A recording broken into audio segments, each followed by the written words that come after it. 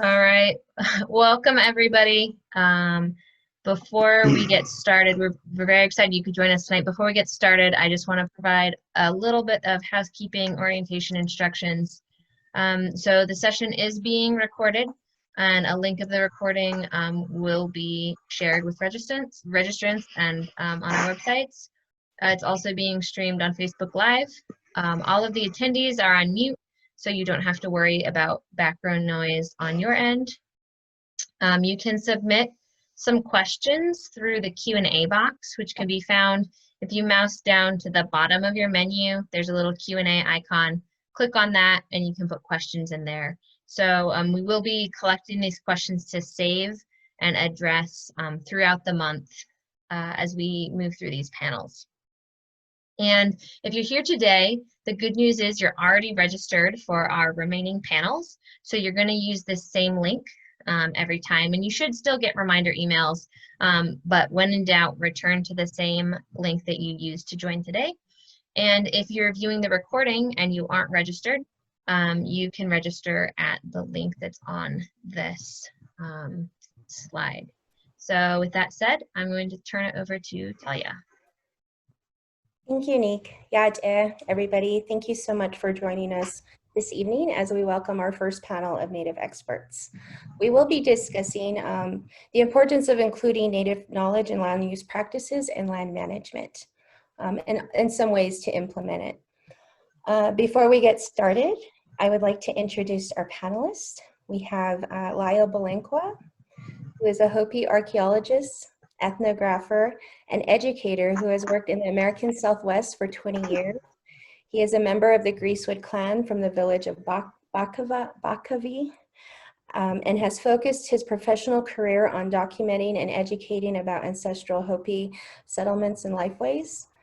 Through his current work as an independent consultant, he has worked with organizations including Archaeology Southwest, the Grand Canyon Field Institute, Crow Canyon Archaeological Center, Lore of the Land, and Friends of Cedar Mesa on archaeological and educational projects. He has previously worked for the National Park Service, the Hopi Tribe, Colorado River Indian Tribes, and also the Sipaulovi Development Corporation, and also the Museum of Northern Arizona. He additionally served as a co-director of the Native Voices on the Colorado River program.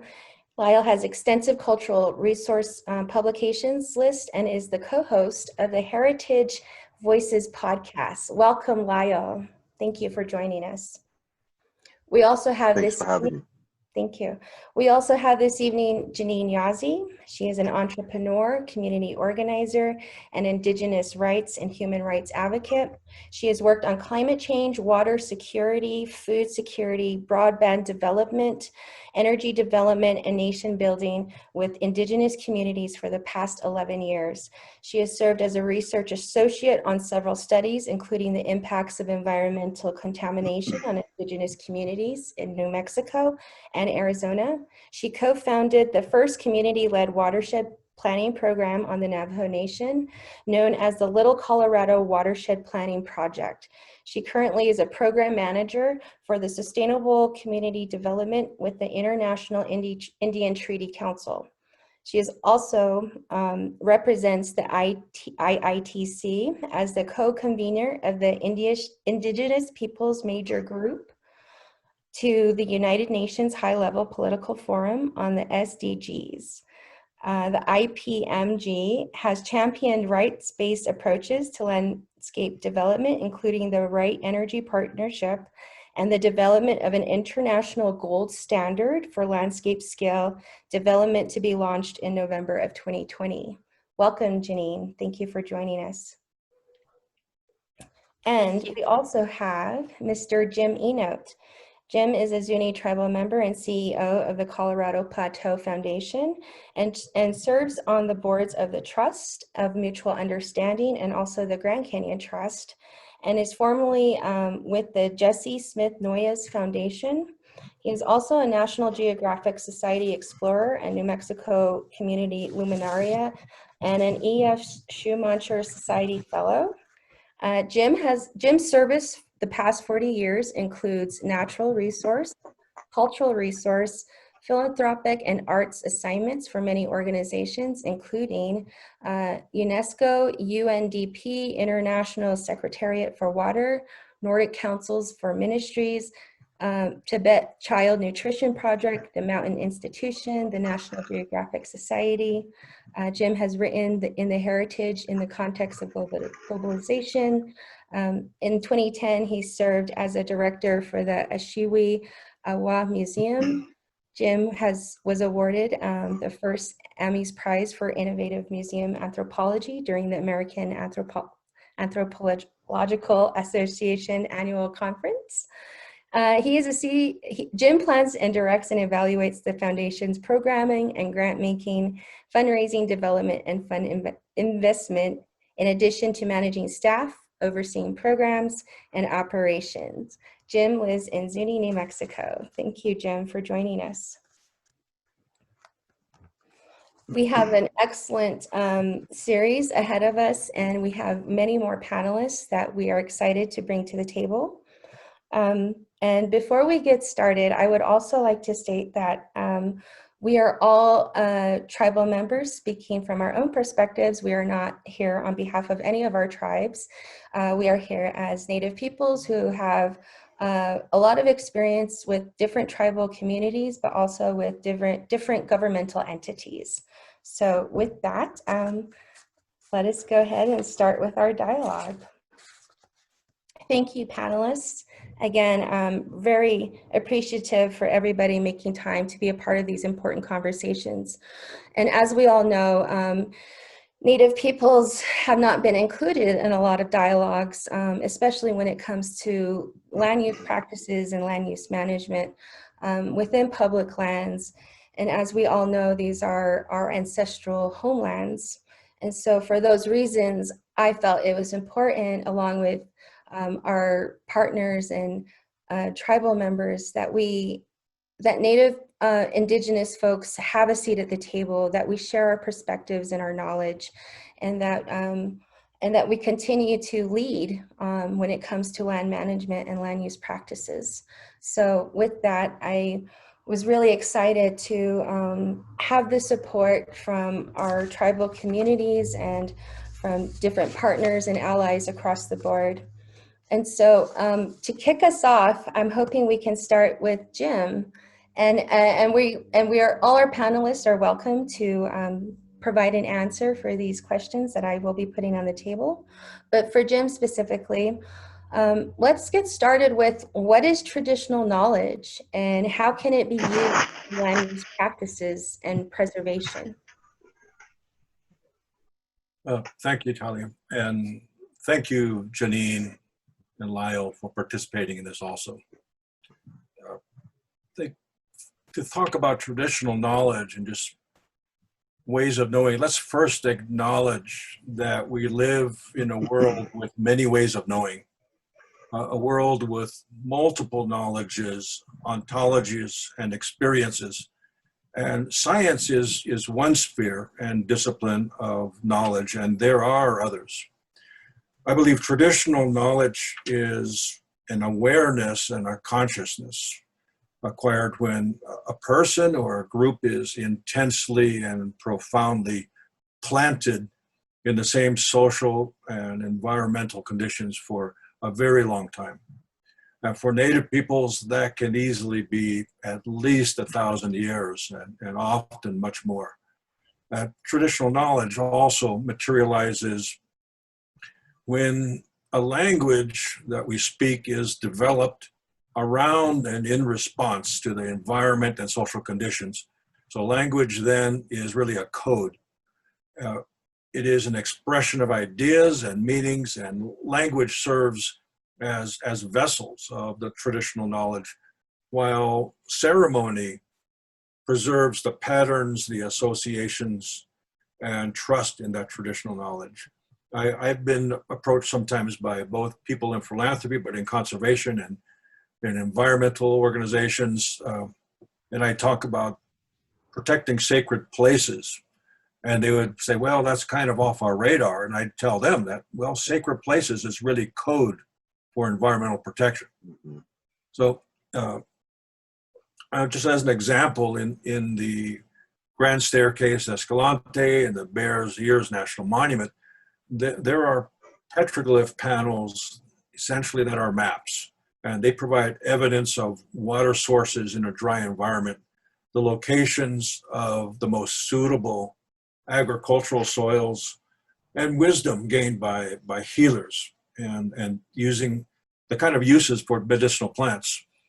Here in Zuni, in my former service as a museum director, I have seen 1 and 2,000-year-old ceramics illustrated with birds, wetland birds like ibises, egrets, and others. And we rarely see those birds now. And that is traditional knowledge. Those ceramics are traditional knowledge as witness to climate change, displayed actually in 3 dimensions. So let me say something too about other ways of knowing. I'm sure most of us have asked ourselves, as human beings, do we really know all there is to know? Myself, as a trained in my university, I was fortunate to get that toolbox in college, but I was trained in the sciences. I know science is based on creating and testing hypotheses and reproducing and testing data. I grew up with my great-grandparents who passed away when I was 17. They lived part of their lives in the 1800s. So I grew up with people that were living in the 1800s. So they never attended schools or read books. When they counted, they rarely counted beyond 10. It wasn't so much necessary. And when they did, it was just a lot. I never heard them mention a need to deliberately measure matter or any materials. But believe me, they were very aware of the world around them. And in our ceremonial spaces, when leaders would tell us about how we maintain the cosmological process, no one ever raises their hand and says, prove it. No one says, I want to reproduce that. I want to test that hypothesis.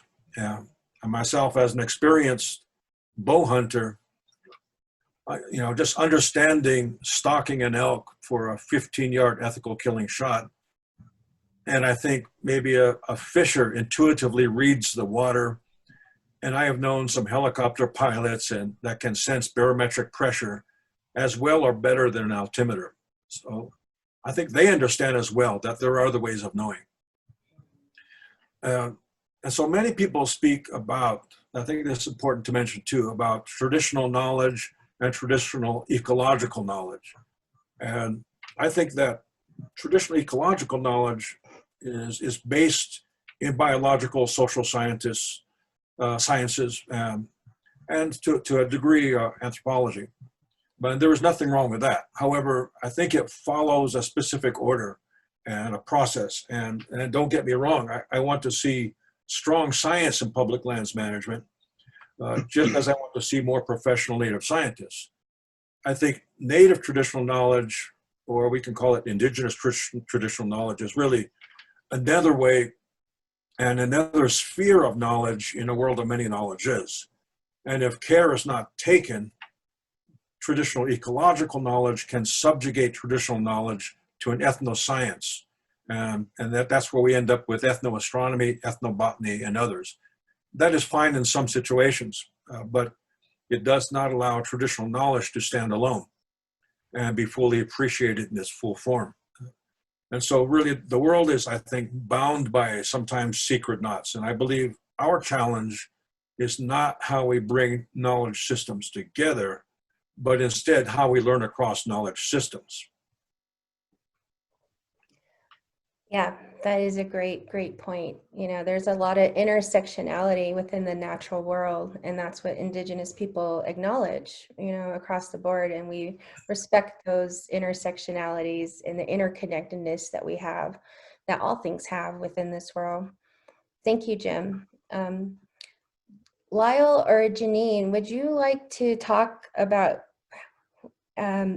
what your definition of traditional knowledge is? If Jim didn't, if you have anything to add to what Jim had put on the board.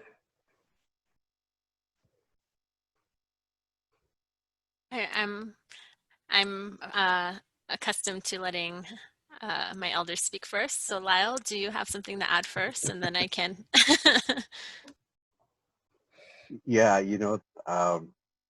I can't, really add too much to what Jim said. It's traditional knowledge. How do you learn it? I think it's, for me in my experiences, it's a hands-on kind of experience. It's not just doing of the thing, but it's being there actually listening to whoever is transmitting that knowledge to you and sharing it and showing you how, to interact with your environment and your surroundings. And so it's, really for me, it's a complicated, maybe oversimplified sometimes too, but it just depends on how you're looking at it. But, it involves a lot of different perspectives, within Hopi and many indigenous cultures. We're not just one group of people, even though, you may see on the map it says Hopi, and that's a kind of a political boundary for us.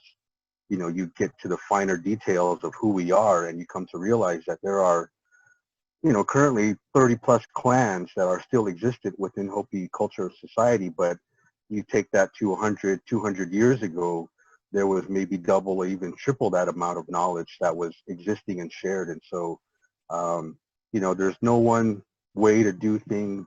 There's no one way to learn.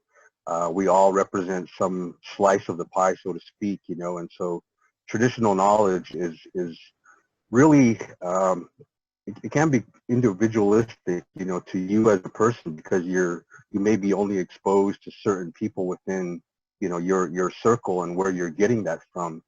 You have to respect that there are boundaries within traditional knowledge, that set of information you have may be only specific to you, and that you're not privy. You don't have the responsibility of the other sets of knowledge that belongs to somebody else. And so, that's the complexity I think that we're trying to deal with when, this whole panel session that we're going to talk about is about how do we incorporate all of those different perspectives and in sets of information into something that is tangible for us as modern indigenous people to use in a modern setting. How do we take, and it's really, I think you'll come to see by the end of this session that it can be done, but it's always going to be missing some aspect, and it's not as cut and dry as, like, a federal policy would like it to be. It's not easily from A to B. There's so much more involved that needs to be taken into consideration. So for me, traditional knowledge is defined by, many different perspectives spanning like a three-dimensional kind of framework. It's not just X, Y, and Z. There's a third and maybe even a fourth dimension to it that some of us as indigenous people may have that. We're privileged and we have that responsibility to understand some of that metaphysical fourth dimensional kind of aspect of it. But how do you translate that into something that's, tangible for those folks that don't come from those systems? So just a really complicated history, different perspectives involved, and hopefully we'll kind of illuminate how we make that happen. Yeah, I agree. I don't know how much more to add to what Jim so eloquently laid out, but I do want to emphasize a lot of the important things that he was stressing in how complex traditional knowledge is. Building off of what Lyle said, I know, like, I've heard, even from a Diné perspective, different ways that we can approach situations or understand our ceremonial knowledge, from the 12 ways of knowing that is shown and illustrated by our crystals, like, to the 4 directional proxies that is being used as a Diné-centered educational paradigm in our college, our tribal college systems. And with many other tribes, there's also these multifaceted ways of looking at and understanding their own traditional knowledge systems.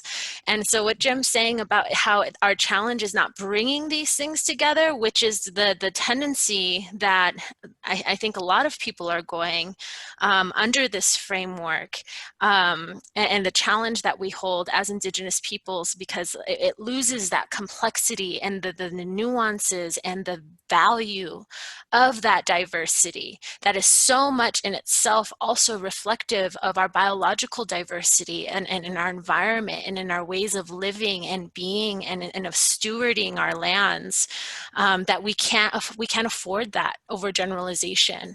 And I think that you know, that challenge that we have to hold is definitely, like Lyle says, it is being translated into policy. And so as we continue this conversation, I just wanted to stress the beauty of what was being expressed by both Jim and Lyle, and why it's important to carry that consciousness of this complexity, because when we overgeneralize, or when we try to fit the conceptualization of the systems and what Indigenous peoples embody and bring to the table, and the solutions that we create and present for climate change mitigation and adaptation, for just even different social and governance structures that our world really needs to learn from in order to build alternative pathways in this moment and in this time that we're living in. We really need to be able to ensure that we're not guilty of that process of trying to fit the preciousness of these systems into limited frameworks and even limited languages that don't have the ability to fully capture all of this sacredness and this beauty. Yeah, absolutely. Thank you all. Thank you all so much. That was our excellent, excellent insights. Let's go ahead and move on to our next question. What obstacles exist for Native individuals or communities when connecting with our ancestral land? And what actions, either collective or individually, can help alleviate some of those barriers? And any one of you are welcome to answer that question. Well, I think we're not here to really promote, because it's organized by some 501c3 nonprofit organization. We're not here to endorse any particular candidate or party coming up with this election. But the fact is, we have under the current administration some challenges really at all levels of influence and authority. And I think one thing that we should be doing is a challenge is what happens after November 3rd, whichever direction the administrations are going to go, one or the other, whether they're going to be ready to advise the new secretary, or are we going to be taking a defensive stance, and how are we going to do that? But the challenge is that, again, how do we evolve? And that really is about inclusiveness. And what does collaboration mean if we're talking about public lands management? And I think if we are really, truly in an egalitarian society, we should move forward with some centrifugal answers to these complex problems. We should employ the widest scope of imagination and knowledge to solve these complex problems facing our world. It just makes sense. It just makes sense. I mean, that's the premise and the idea of justice, equity, diversity, and inclusion is, if you're working with just a whites only, male-led organization, the time's up, man. That's not going to work anymore. And so, yes, we need to be employing the widest scope of imagination and talents. And so we're talking about maybe including traditional knowledge. There's been some pushback on that because to some, it's not science. And to others, it is anecdotal. And they just don't get it. And so they move it aside. But I would tell somebody, and I would respond to that and say, look, let's remember that men from many tribal nations served in World War I and World War II. And they were code talkers. Many of them were code talkers from many different tribal nations. And that was clearly a strategic use of native traditional knowledge. And I think we all know also that much of the world's medicines were first used by native people around the world and in traditional knowledge healing. So these public lands are really the source of those world's original medicines. I think that, there are the U.S. Fish and Wildlife Service, the state of Alaska. They use traditional knowledge in planning some of their and working with local Native peoples to help guide their federal subsistence management programs. So it is not foreign everywhere, but some places are having trouble with it. Public lands management is ready for the next thing, and I think we should expect our nation's policies to be additive and our agencies to be in a place with strong learning environments. They should be strong learning environments, just like we always have, even at home. So my hope for Grand Staircase Escalante, Bears Ears Monument in particular, was to create an institute of traditional knowledge and that would inform the management of the monuments. And we've seen continuously changing methodology in silviculture, range management, archaeology, wildlife management. Why not bring traditional knowledge off the bench? Yes, absolutely. Absolutely. Yeah, I just want to add to that. I see, like, no matter what level we are working on, whether if it's within our own tribal nations and our reservation boundaries, or whether it's on a larger public lands like scale, or if it's internationally and globally, like, the biggest challenge we have is how normalized one particular way of knowing and one value system has become across the globe. And this is the result of generations of colonization. Colonization wasn't just the theft of lands and resources, it was also the disruption of other ways of knowing, the elimination, the demonization of other ways of knowing. And so now we're even in this point where, and I'll talk about this later, but even at this point where there's a global consciousness growing about the value and the importance of Indigenous peoples and their knowledge systems and their practices, and how that relates to creating solutions for climate change and for land management, there's still this conflict and this intense need to try to make those and tokenize our knowledge systems and our practices under that dominant framework. And this is so embedded in us that we can't even really, even those who think they have this cultural consciousness or this social consciousness, still see science, Western science, as the ultimate form of knowledge that is neutral, or politically neutral, and separated from these colonialist values. But the reality is that the methodologies, the ways we approach in the scientific field, the ways we approach research, the way we develop knowledge, the way we validate it, those are all very much based and embedded in those biases and those assumptions that privilege Eurocentric views. And so the normalization of that and how that's connected to the development of policy and even the actions of governments is one of the biggest challenges we have for really seeding and growing the paradigm shift that is necessary to create and restore earth-based consciousness and earth-based solutions that are still preserved and still growing and evolving in our traditional knowledge structures. Yes, thank you, Janine. Thank you so much. Let's go ahead and move on to the next question. And Lyle, this one is for you. How can policies like the National Historic Preservation Act, and specifically sections 106 and 110, how can they be used in land management? What are the strengths of them and what are some of the shortcomings? We'll have to keep it, somewhat condensed. Section 106 and 110 and every other federal act out there, we can go down the rabbit hole of trying to decipher what they really know. But there are frameworks there. And of course, they're not perfect in terms of how we implement all of this indigenous traditional knowledge within it, and it's something that, when I first started out in archaeology, like in the late 90s, working for the National Park Service,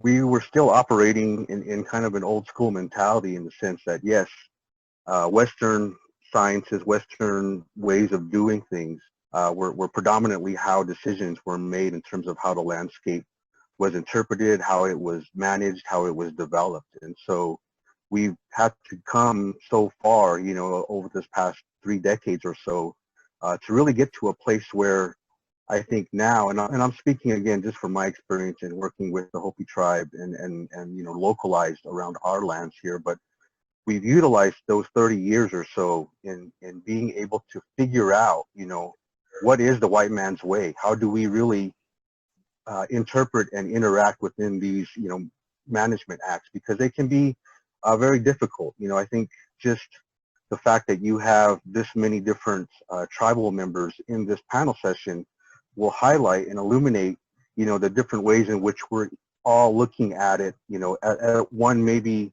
landscape, right? So it's been problematic because while they are beneficial, Section 106, you know, is really kind of a piecemeal, it's a reactive policy, you know. So if somebody wants up or utilize some federal piece of land, or they're getting funded either federally or they have federal resources, they already have an area in mind of that they want to develop or utilize. And so when you look at that versus an indigenous perspective, and it's one thing that Hopi always encountered, is that, well, it's hard for us to draw that boundary around one specific area and say that's the only thing that matters to us, right? It's piecemeal. It separates and alienates and isolates all of this other traditional set of knowledge. 110 can be kind of looked at as maybe proactive, but you know, honestly, in all my years of working with the Park Service as an employee and in conjunction with them, I've never been a part of or seen a 110 proposal come across. And 110 is really like, in general, just focusing on allowing federal agencies to do a comprehensive inventory of what they have under their managing land base. And again, for many different agencies, that can mean different things. It can mean a landscape. It can mean historical properties. It can mean a single site. So to really try and, you know, pigeonhole indigenous knowledge within those frameworks is always problematic. You know, we're always struggling with how do we address our cultural concerns for this landscape within, you know, this little framework that we're given. You know, so that's one of the things that, you know, in working with those two, at least those two. And then you have the National Environmental Policy Act and the Archaeological Resources Protection Act. You have the Native American Graves Protection Repatriation Act. Those are all different federal policies that are all geared towards different sets of knowledge that, as we as indigenous people probably view more holistically, you know. So it's hard for us to piecemeal out that sense of what is important to us, what is sacred, you know. I mean, Section 106 and 110, the National Historic Preservation Act, is only dealing with kind of cultural and historic properties. If you want to talk about plants and animals, you have to go to a whole different, you know, the Endangered Species Act. And so we're forced to address these concerns in many different avenues, and it makes our job harder because we're having to do twice, triple, quadruple the amount of work to meet maybe the same goal. You know, the goal is preservation, protection, you know, of a landscape, of that knowledge associated with it. But to have to go through all of these different avenues is really difficult for us because, you know, I don't know about the other tribes, but I know for Hopi, it's a small staff. We don't have a lot of trained professionals out there to be able to meet the demand of providing this knowledge and information. So it's a huge drain on our resources and time, and we can't be everywhere at once. You know, but what those acts do provide, and it's been late, they've been a late to the show, so to speak, is that they do provide a way for indigenous communities to interact within, you know, federal management policy. It's been amended. You know, I think the last amendment for the National Historic Preservation Act, Section 106, was in 1992. And that was only then that they finally opened the door and said, okay, now we will allow tribal entities, tribal governments and organizations to come to the table and be engaged in the formal consultation process, you know. So It's only within the last 30, 40 years that, again, we've been given that opportunity. And I think we've come a long way in terms of learning how to interact with those policies and frameworks. I think one of the positives out of all of that, and again, for Hopi, is that we learn to place our research interest as priority. You know, what is it that we want to get out of, if we're going to have to play this game, let's at least get something out of it that's tangible for us back at home, that we can turn around and give back to our people, so to speak, that we can utilize within public education for our own selves, you know. And so we've been able to conduct, you know, cultural affiliation studies and different types of, you know, management plans and reports that on one hand meets, you know, the federal agency mandate goals of consultation, but on the other hand, they provide the tribes with, you know, a foundation of cultural information that is documented. Just because it's documented, though, doesn't mean, you know, that it's, we still have to fight to have that placed as equal, in the sense of being equal to Western science and knowledge. And so, you know, but we're still making those steps. We're still able to show that we can, as Indigenous people, we are scientists. We're scientists in our own regard, in our own ways, in our own teachings. And then we're able to take our traditional knowledge and information and incorporate that into a manner that can then be turned around, you know, within federal management and policy, you know, somewhere down the line. And so, yeah, those federal acts are pretty complicated. They're complex, and there's whole seminars about learning them. But for our purposes here, I think it's important to just highlight that we're still working within, you know, that understanding that we're trying to learn and develop ways in which we as tribal nations can gather and collect our own knowledge and find a way to, you know, make it into the management report. So we'll see what happens. You know, I think there's a couple good examples, you know, like at Bears Ears, in terms of what is that going to look like. They're working on the management plan right now. And so all of this type of process is going to be brought to the forefront. It is being brought to the forefront right now in terms of how Indigenous communities are meeting the management goals as it's framed out, you know, in a Western sense. So I'll let anybody else add to that. Yeah, absolutely. No, I appreciate that comment. And I think a lot of folks, non-native folks and folks who want to engage tribal communities, don't understand that a lot of our tribal communities just don't have the capacity and the resources to go out there and actively engage and, you know, have these conversations. It really is, it has to work both ways, right? People have to come to tribal communities. They have to sit down with tribal leaders. They have to intentionally do these things. And it's because our tribal communities don't have those capacities, especially for the smaller tribes, right? For Navajo, you know, even with Navajo, we have so many departments and we have probably more capacity, but still, even then, you know, it's a struggle. It's a struggle, and we are trying to work within frameworks and structures that are foreign to us, right? As Native peoples, these are different ways of thinking about things as opposed to how Indigenous people think in a non-linear way. And thank you for highlighting that, Lyle. Would anybody else like to speak about the NHPA? Actually, we're going to talk more about other federal policies throughout the teach-in series, but I really appreciate you speaking on the NHPA and how those sections 106 and 110, do you know how they do play out when tribal communities try to utilize them? Go ahead, Jim. Yeah, I think as Lyle had mentioned about, you know, the idea of consultation in itself can be problematic because I work for state government, I worked for federal government for 12 years, I worked for tribal government for 9 years. Believe me, I know what works and what doesn't. And well, there are many, you know, well-intentioned and very good people, both in all kinds of governments, but consultation can also set this framework, you know, the check the box thing, you know, that, okay, we had that consultation, we had that meeting, we're finished. But consultation is not the same thing as collaboration. And collaboration, and if we're talking about perhaps, for example, co-management or collaborative management, I think collaboration to me is really about co-laboring and co-elaborating around something mutually defined. So just the idea of consultation or having advisors, advisory meeting, it's like check the box, finish with that, and now we move forward to the next thing.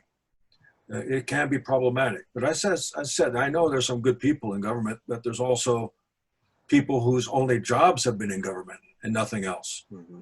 And not to disparage them, but we need some innovation and some flexibility. And you're right about just building the capacity for one thing. We are more mobile now, somewhat. Albeit the pandemic is a huge exception. But 30 years ago, if a national park, Department of Defense, Forest Service in another state had asked for some tribal input, it would be very difficult to get people, especially elders with the knowledge, to make those travels. And also remember, those elders, they may be artists as well. And so there's an opportunity cost. They might need to be taking care of their sheep. They might be farmers and other things. But there's to think that, well, let's set up a meeting on these dates and we'll have the tribal consultation and those people will arrive. It's not that easy. And in this pandemic, which is a terrible thing, but we've been innovative. Here we are using Zoom. Using other kinds of technologies to find ways to make these things happen. So, I call on our friends in government, the land managers, to seek ways to to be more inclusive, find ways for more inclusivity, more diversity, to see how we can make these conversations more real and deep and enriching. There are ways to do it. So just don't take the lowest fruit, just find ways to make it happen. And we'll talk about more about policies and how public land policy can be changed. And we'll do that in a little bit, I know. Yes. Yes. Thank you, Jim. I'm going to go ahead and move on to our next question. And this one is for all of you to answer, but I really would like Janine to start us off. What are some examples of Indigenous land management? How does it work?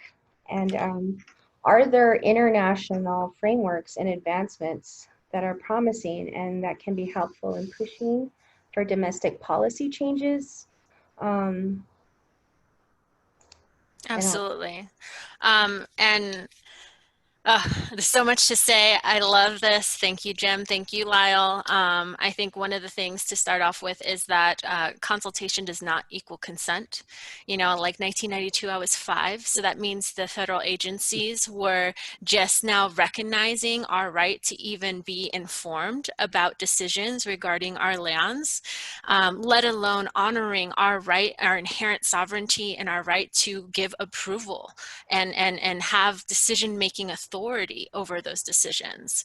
And so we see this across the board when it comes to this new, Kumbaya moment and this like coming to consciousness moment that's happening right now in the midst of all of these global challenges, not only with COVID, which, pandemics like COVID are directly linked to loss of biological diversity and the unsustainable exploitation of land and resources that is happening around the world, but also with the forest fires and the extreme weather events that we're seeing.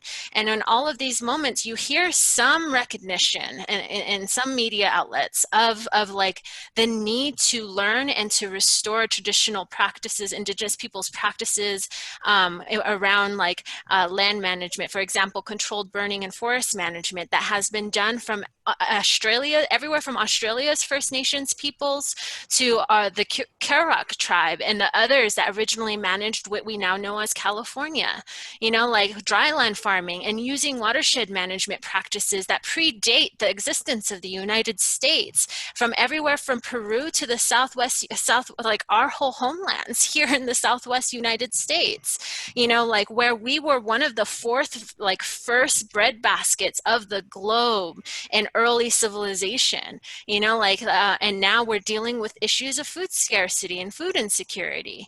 The pastoralism practices of people from our sheep herders here in the Southwest, which was still like a new introduced practice, but one that was integrated into our traditional knowledge practices and our ways of stewarding and understanding our microclimates and our landscapes, to the buffalo herd restoration projects that are happening in the Northern Plains to bring back this sacred animal, to the caribou and reindeer herders of the Arctic and our cattle herders of the African Sahara, you know, like wild rice farmers protecting vital wetlands in the Great Lakes region, as well as the forest restoration that is happening everywhere across Asia and across the Amazon basin and the northeast coast of the United States. It is phenomenal that despite all of the challenges, the genocide, the assimilative policies, the years of colonial empire and rule, the hegemony that has been conditioning our people under that one way of thinking, that one way of doing, that Indigenous peoples all around the globe are still carrying on these practices. And it's directly linked, like Jim said in the opening, to preserving our language, preserving our ceremonies, these codes for continuing these life ways. And like what traditional knowledge means, if anyone ever talks to me for more than an hour about this issue, I'm always talking about this book, The Spirit of Regeneration, which was gifted to me by one of my late mentors, Dr. Larry Emerson. And I just want to like read one short passage from this, where they talk about in the Central Andes, agriculture was born with the nurturing of the chakra. To nurture a chakra is not merely to domesticate plants and animals. It is to nurture lovingly and respectfully. In other words, to nurture ritually, together with the plants and animals, the soils, waters, microclimates, and in general, the whole land. And that is what is part of our knowledge systems. It's taking this holistic approach and understanding the interconnectedness of everything and our responsibilities, and not just our rights as humans, but like our responsibilities as humans being a part of this greater web and interacting with this greater web in a shared management of spaces, and ensuring that in that management, we're not just looking at what the land can do for us, but what we're supposed to be doing for the land and all forms of life that are also carrying out their sacred responsibilities for the air, the water, and all of these elements that are so vital to our existence. And that is the example of land management, and that's never going to fit in a policy that is structured under a Western empire and hegemonic way of thinking. Yeah, thank you. Thank you, Janine. Yeah, you're absolutely right. There's no way that we can fit all of our knowledge systems into a neat little box and, you know, make it pretty for policy. It's not, it doesn't work like that. Are there international frameworks and advancements that you know of, Janine, that you would like to speak on? So sorry, I forgot to answer that part of it.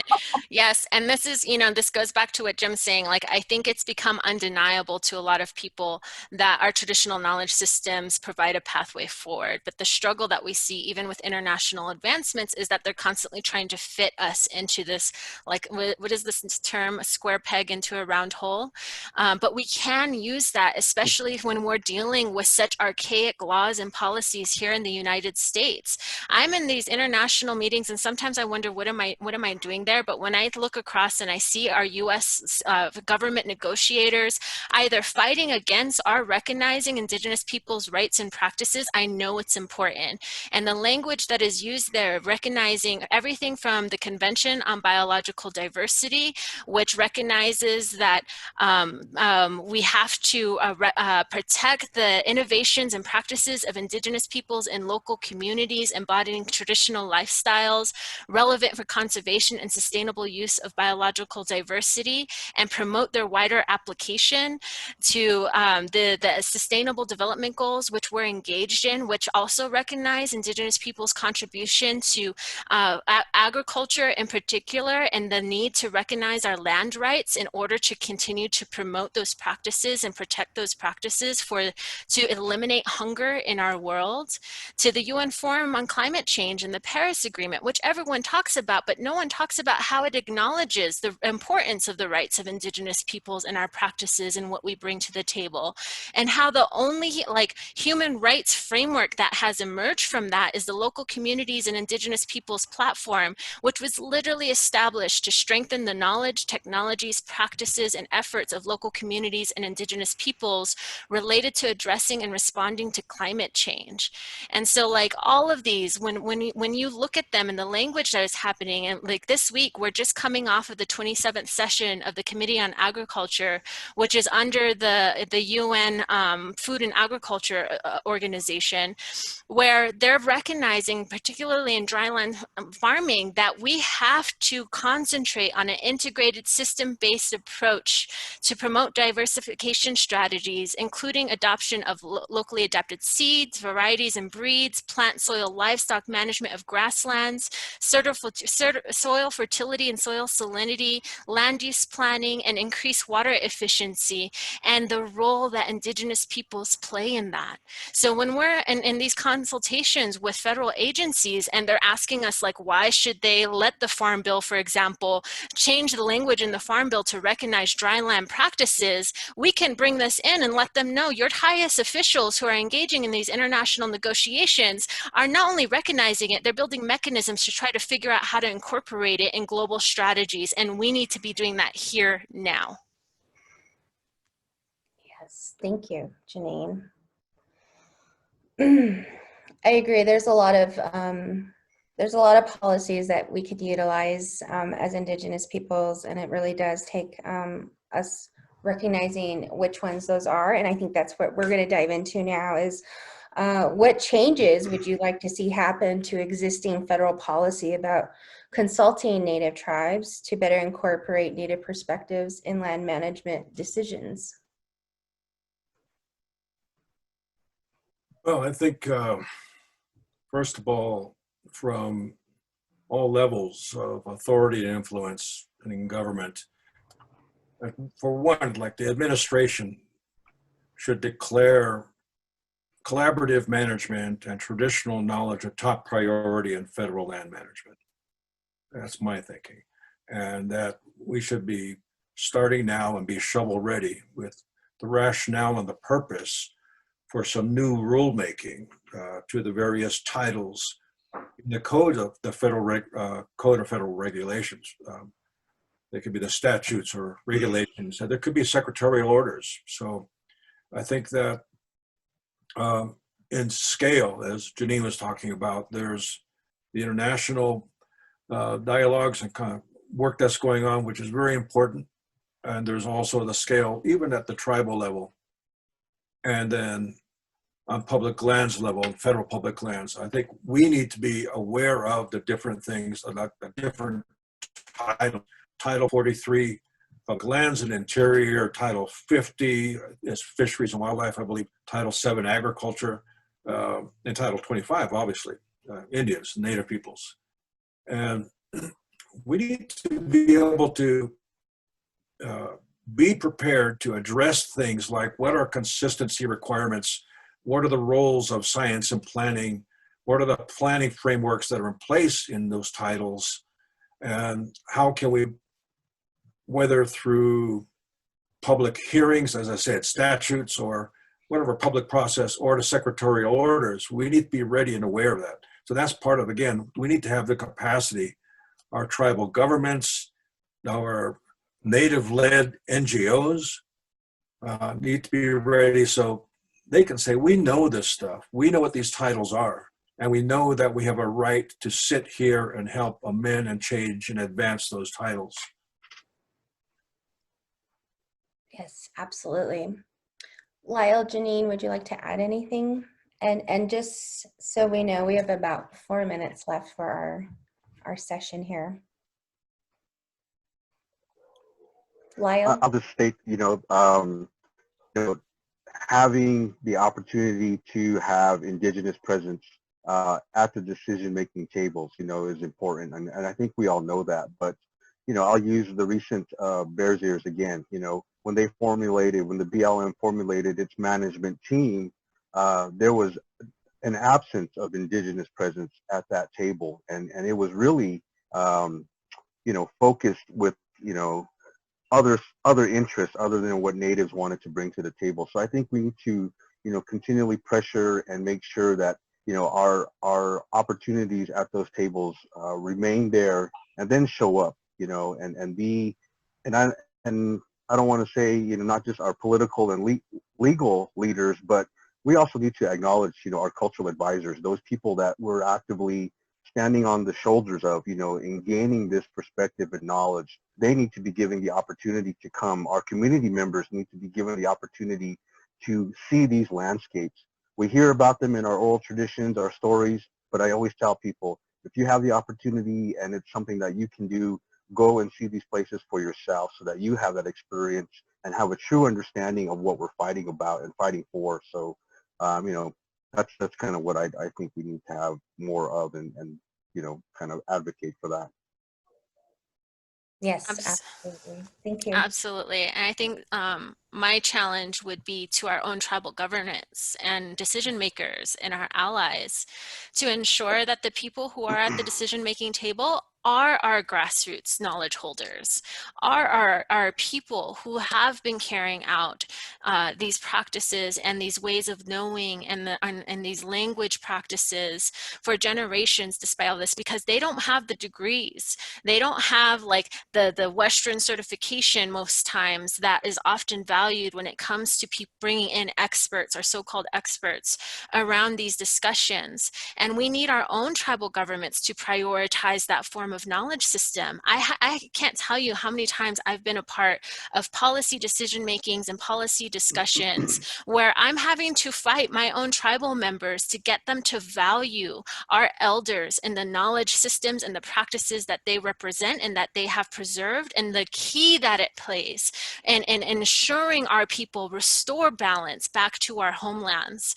And like an example of this is a water rights situation and our water rights negotiations, which all of our people are cut out of and only a few select community representatives are allowed to partake in.